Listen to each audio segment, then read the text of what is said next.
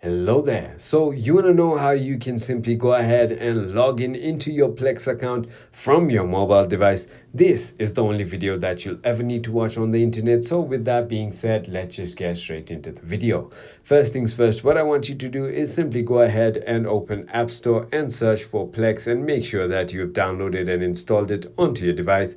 Finally, once you've done that, simply go ahead and tap on open. And now, as you can see, it's going to launch for you. Now to sign in, all you need to do is just click on the sign in button up top and click on continue. It's going to take you right over here where you can simply continue with Google, continue with Apple, or continue with email. Simply tap on the option that you want to and simply go ahead and enter your email or username and then go ahead and enter your password and simply tap on sign in. Once you've done that, it's going to simply log you into your account and you can enjoy your shows. So I hope this video was helpful to you. If it was, hit that like button and I'll see you on